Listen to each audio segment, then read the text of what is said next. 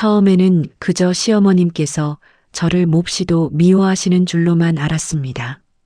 당시 명망 높은 양반가였던 도연 서방의 가문에 지극히 평범하고 미천한 가문이 여식인 제가 시집을 왔으니 어머님의 눈에 차지 않는 것은 당연한 일일지도 모른다고 생각했습니다.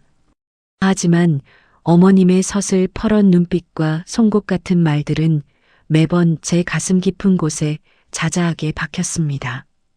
이게 어찌 명색이 양반가 밥상이라는 말이냐? 윤 씨 부인은 젓가락으로 나물찬을 툭툭 치며 싸늘하게 일갈했습니다.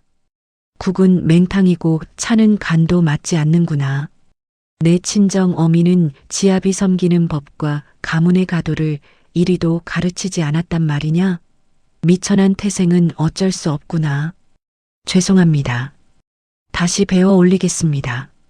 저는 바닥에 이마가 닿을 듯 고개를 숙였습니다.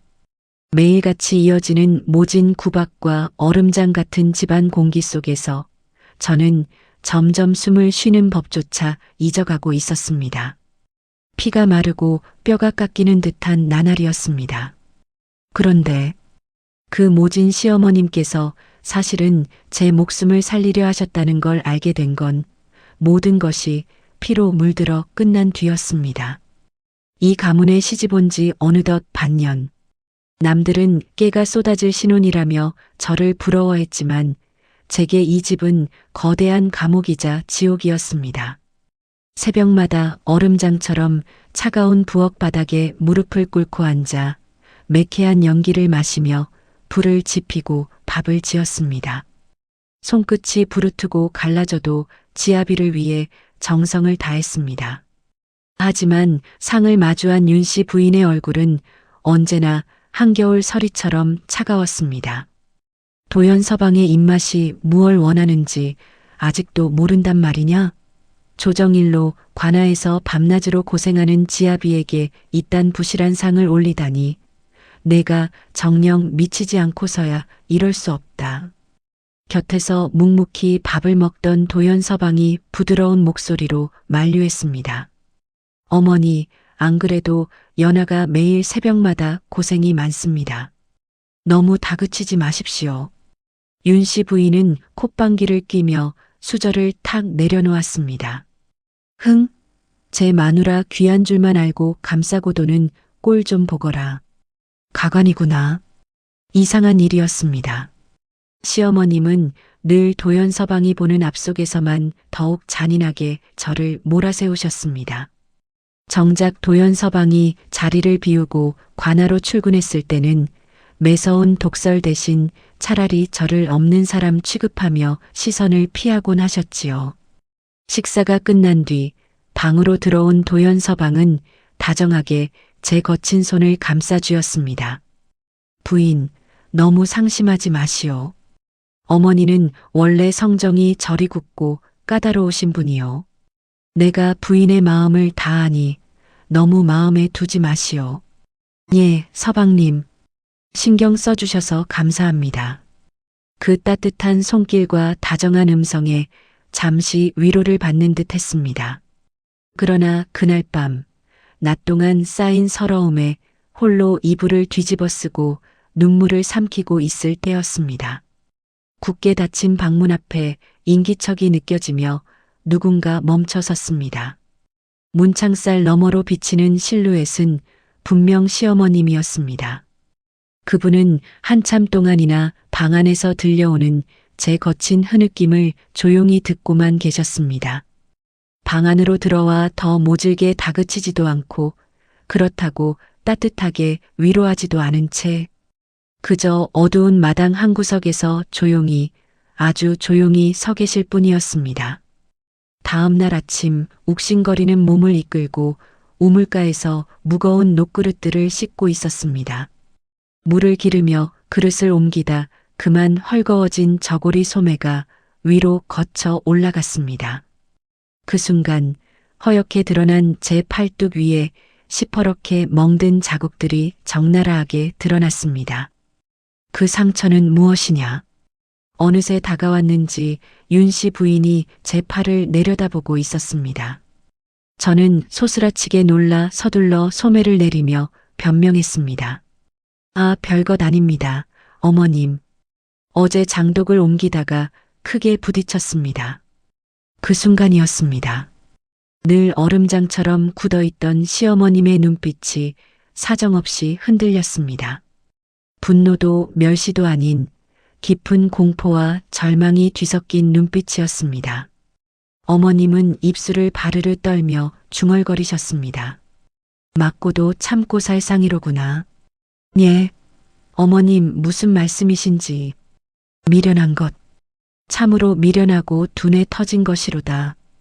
윤 씨 부인은 제 말을 자르며 퇴 뱉어내듯 쏘아붙이고는 횡하니 돌아섰습니다. 저는 억장이 무너지는 충격으로 그 자리에 얼어붙었습니다. 위로는커녕 다쳐서 아픈 며느리에게 맞고도 참고 살 상이라며 저주에 가까운 말을 퍼붓다니요. 시어머님이 원망스럽다 못해 무서워졌습니다. 하지만 깊은 밤 화장실을 가기 위해 마당으로 나왔을 때였습니다. 윤 씨 부인의 방 문틈으로 희미한 불빛과 함께 억눌린 울음소리가 새어나오고 있었습니다. 호기심과 불길함에 이끌려 조심스럽게 다가가 문틈으로 안을 들여다보았습니다. 윤 씨 부인은 홀로 어두운 방 안에서 속적삼을 걷어올린 채 자신의 다리와 팔에 새겨진 오래된 가위 눌린 듯한 흉터들을 어루만지며 피눈물을 흘리고 계셨습니다. 닮았구나. 윤 씨 부인은 꺼지듯 한탄했습니다. 예전에 모질고 미련했던 나와 너무도 닮았어. 어찌 이리 똑같단 말이냐. 도연서방은 집 밖에서는 그야말로 흠잡을 데 없이 완벽한 사내였습니다. 인품이 훌륭하고 유능한 관원으로 소문이 자자했고 이웃들에게도 늘 깍듯했습니다. 제 아내 연하는 제 목숨보다 귀한 사람입니다. 미천한 가문이라 손가락질하는 이들이 있다면 그것은 제 얼굴에 침을 뱉는 일입니다.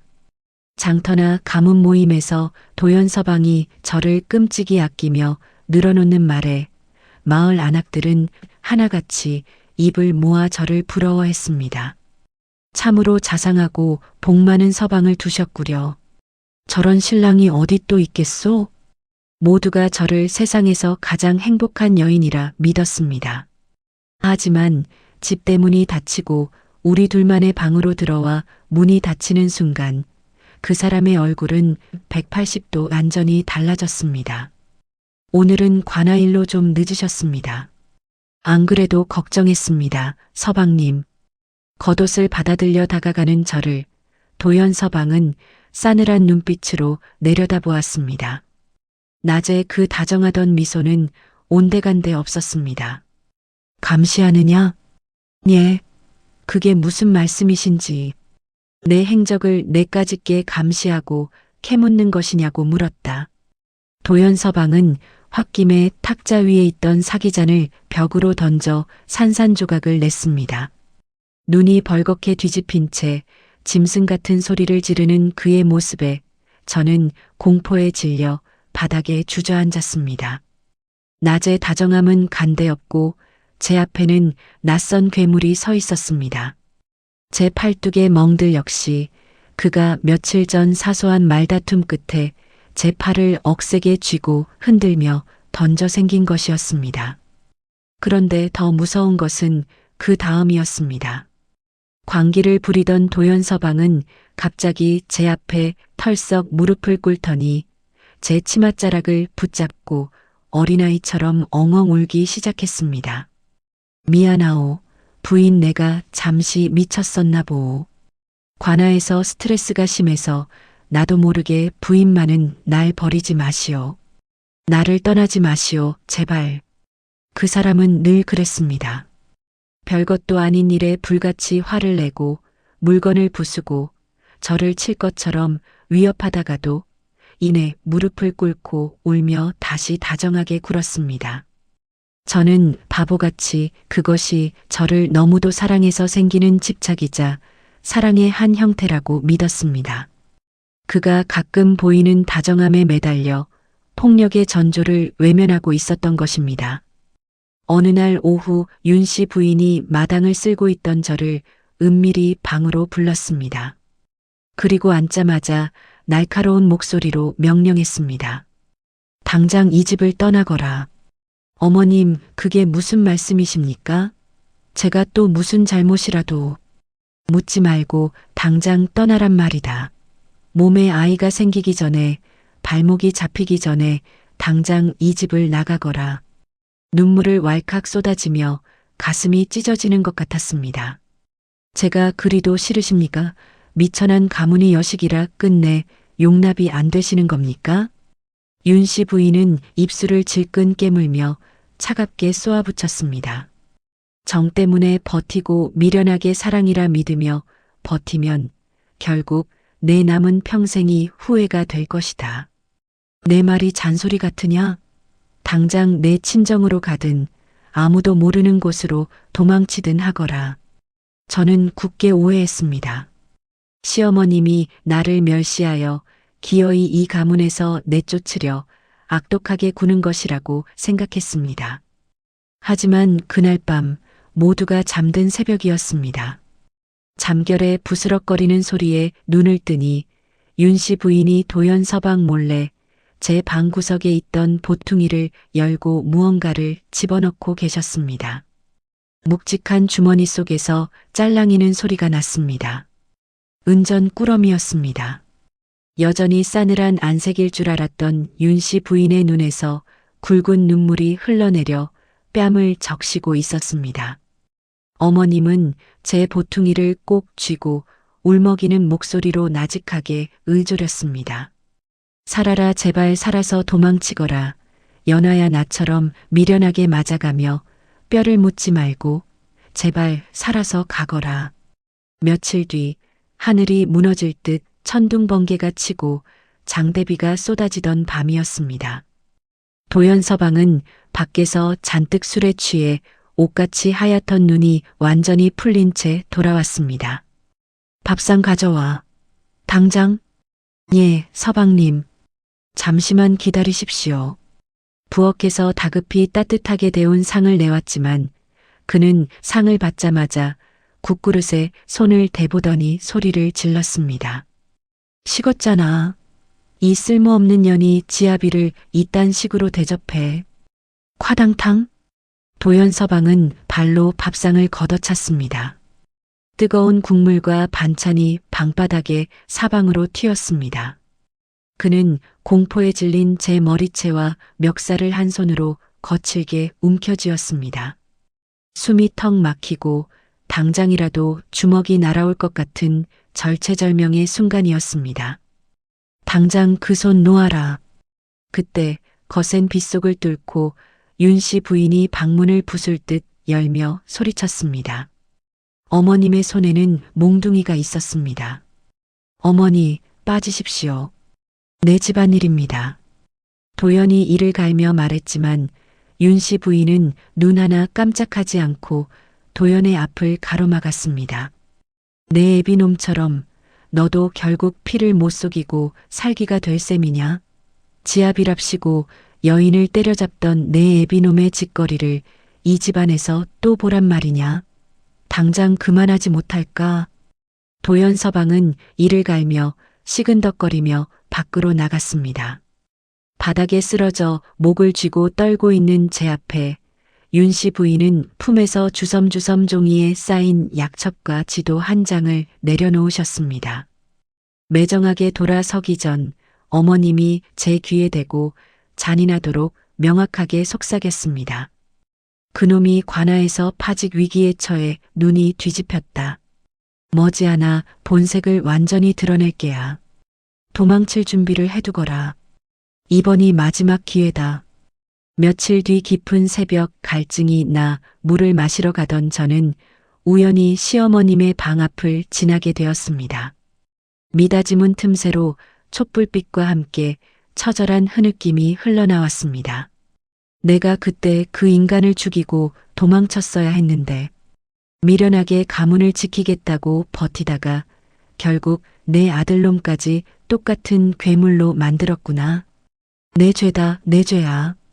문창살 틈새로 얼핏 보인 어머님의 치마 아래 다리에는 도저히 사람의 살결이라고 볼 수 없을 정도로 칼에 베이고 둔탁한 것에 맞아 굳은 살이 박인 끔찍한 흉터들이 가득했습니다. 그것은 과거 시아버님에게 당했던 무자비한 폭력의 흔적이자 대물림된 비극의 증거였습니다. 다음 날 저는 우물가에서 빨래를 하던 동네 아낙들의 수군거림을 통해 모든 진실을 확인하게 되었습니다. 도연이 애비 성질 더러운 거야 아는 사람은 다 알지. 겉으로는 양반입네 하면서도 뒤에서는 윤씨 부인을 밤마다 죽도록 팼다더라고. 방 밖으로 비명이 안 새어나간 날이 없었지. 윤씨 부인이 저리 독해진 것도 다 살려고 그런 게야. 그 순간 머리를 맞은 듯 눈앞이 아찔해졌습니다. 시어머님은 저를 미워하신 게 아니었습니다. 도연 서방이 제 아비의 폭력성을 그대로 물려받은 괴물임을 진작에 알고 제가 자신과 똑같은 비참한 삶을 살지 않도록 일부러 도연 서방 앞에서는 더 모질게 굴어 분풀이를 대신 받아내 주셨던 것이고 제 발로 이 지옥을 걸어나가게 하려고 밀어내셨던 것입니다. 도연 서방의 폭력과 집착은 날이 갈수록 광기를 더해갔습니다. 그는 이제 제가 밖으로 한 발짝도 나가지 못하게 외출을 금지했고 친정으로 가는 서찰마저 모두 불태웠습니다. 철저한 감금 안에서 저는 말라 죽어가고 있었습니다. 그러던 어느 날 새벽 도연 서방이 술에 취해 골아떨어진 사이 윤씨 부인이 몰래 제 방으로 스며들듯 들어오셨습니다. 그리고 제 손을 거칠게 잡아 끌더니 차갑고 낡은 무쇠 열쇠 하나를 쥐어주셨습니다. 이것은 뒤 광 열쇠다. 어머님, 왜 제게 이런 것을 주십니까? 윤씨 부인은 제 눈을 똑바로 응시하며 말했습니다. 내가 내 배로 낳은 자식을 안다. 관아에서 파직 상소가 올라갔으니 그놈은 조만간 완전히 가면을 벗고 너를 죽이려 들 게다. 무슨 일이 생기면 뒤 광으로 뛰어들어가 안에서 문을 걸어 잠그거라. 그리고 날이 밝으면 뒷길로 도망쳐. 어머님은요? 어머님은 어찌하시고요? 윤씨 부인은 슬픈 미소를 지었습니다. 내가 시작한 비극이니 내가 끝내야지. 너는 살고 싶으면 살아남아라. 나처럼 죽은 시체로 살지 말고 살아서 인간답게 살아라. 그리고 결국 올 것이 오고야 말았습니다. 하늘이 무너질 듯 폭우와 천둥이 몰아치던 밤, 도연 서방은 조정에서 완전히 파직당했다는 통보를 받고 이성을 잃은 채 돌아왔습니다. 그의 손에는 날카로운 몽둥이가 있었습니다. 다 내 탓이야. 내가 들어오고 나서 가문의 살가운 기운이 사라지고 내가 파직까지 당한 거야. 너가 내 앞길을 막았어. 서방님 제발 이성을 찾으시고 진정하세요. 도연 서방은 미친 듯이 웃으며 제 머리채를 잡아닥쳤습니다. 몽둥이로 제 온몸을 때리는 순간 방문이 부서져라 열리며 윤씨 부인이 뛰어들어왔습니다. 이 미친놈아, 당장 그만하지 못할까? 찰싹? 윤씨 부인은 온 힘을 다해 도연 서방의 뺨을 후려쳤습니다. 하지만 도연 서방은 뺨을 맞고도 광기 어린 고소를 지으며 흘러내리는 피를 닦았습니다. 하하 어머니, 왜 이러십니까? 어머니도 아버님께 평생 이렇게 맞고 사셨잖습니까? 아버님이 어머니를 팰 때 어머니도 끝까지 버티며 순종하셨잖아요. 그런데 왜 저한테만 이러십니까? 윤씨 부인의 얼굴이 하얗게 질려갔습니다. 닥쳐라, 이 괴물 같은 놈. 괴물? 내가 괴물이면 나를 이렇게 키운 건 아버님과 그걸 묵인한 어머니입니다. 윤씨 부인은 눈물을 흘리며 도연 서방의 앞을 가로막았습니다. 그래, 내 죄다. 내가 괴물의 씨를 진작에 말리지 못하고 미련하게 버틴 것이 내 평생의 죄다. 도연 서방이 비명을 지르며 몽둥이를 휘두르기 시작했습니다. 윤 씨 부인은 미친 사내의 손길을 온몸으로 막아서며 쓰러져 있던 제 손을 억세게 붙잡고 뒷마당으로 달리기 시작했습니다. 세찬 빗줄기가 온몸을 때렸습니다. 뛰어라. 뒤돌아보지 말고 뛰어라, 연아야. 도연 서방이 몽둥이를 들고 쫓아오는 발소리가 빗소리 사이로 가깝게 들려왔습니다. 겨우 마당 구석에 있는 뒤 광 앞에 도착한 순간 윤 씨 부인은 제 손에서 열쇠를 빼앗아 문을 열고 저를 안으로 사정없이 밀어 넣으셨습니다. 어머님, 같이 들어오셔야 합니다. 어머님도 같이 가요. 제가 울부짖으며 어머님의 옷자락을 잡았지만 윤 씨 부인은 제 손을 단호하게 뿌리쳤습니다. 나는 이제 도망치지 않는다. 내 평생의 도망은 오늘로 끝이다. 어머님, 윤 씨 부인은 문을 닫기 전 처음으로 제게 세상에서 가장 따뜻하고 자애로운 미소를 지어 보였습니다. 연아야, 내 며느리가 되어주어 고마웠다. 살아남거라. 제발 살아서 행복해지거라. 철컥, 쾅. 밖에서 문이 잠기는 소리가 났습니다. 저는 어두컴컴한 광 안에서 미친 듯이 문을 두드렸습니다.